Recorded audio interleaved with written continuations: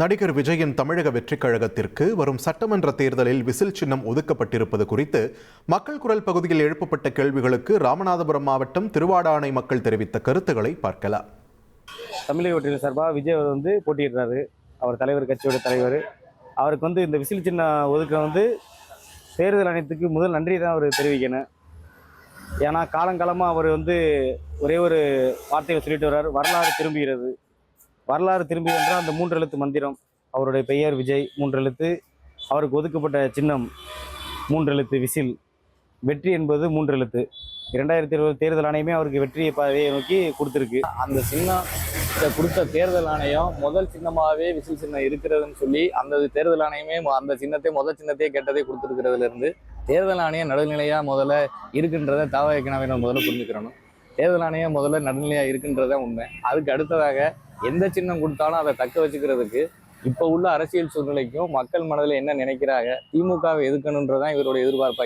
முதலுக்கு இது எதிரிங்கிறாரு.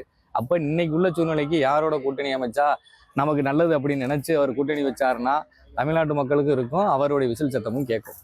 விஜய்க்கு விசில் சின்னம் கொடுத்தது ரொம்ப சந்தோஷமா இருக்கு. விசில் சின்னங்கிறது எல்லாருக்குமே ஈஸியாக ரீச் ஆகிறது ஒன்று. சின்ன பிள்ளையிலேருந்து பெரிய மனுஷன் வரைக்கும் விசில் சின்னம்னா ஈஸியாக ரீச் ஆகும். அதுவும் விஜய் ரசிகர்களுக்கு ஆல்ரெடி தேட்டரில் விசில் அடிச்சு அவங்க கொண்டாடினதுக்கு இந்த விசில் சின்னம் கொடுத்தது ரொம்ப சந்தோஷமா இருக்கு. எல்லாருமே ஈஸியாக கொண்டாடுவாங்க. தமிழக வெற்றி கழகம்னு ஒரு கட்சி ஆரம்பிச்சு இன்னைக்கு இந்த அளவுக்கு உலகம் பூரா பேசுகிற அளவுக்கு தமிழர் மத்தியில் ஒரு எழுச்சி நாயகனா, புரட்சி நாயகனா இருக்காரு எங்கள் அண்ணன் விஜய் அண்ணா. இன்னைக்கு இருக்க ஒரு சின்ன ஒரு விஷயமே கிடையாது.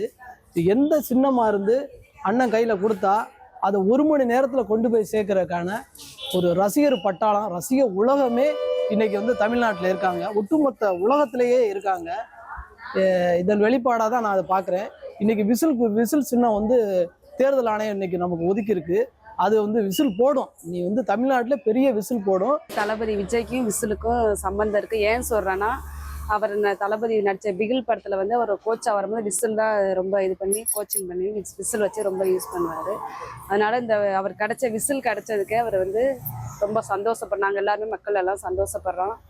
அந்த படத்தில் எப்படி அவர் ஹிட்டாக இது பண்ணாரோ அதே மாதிரி இந்த எலெக்ஷனில் ஜெயிச்சு முதலமைச்சராக வர வாழ்க்கை.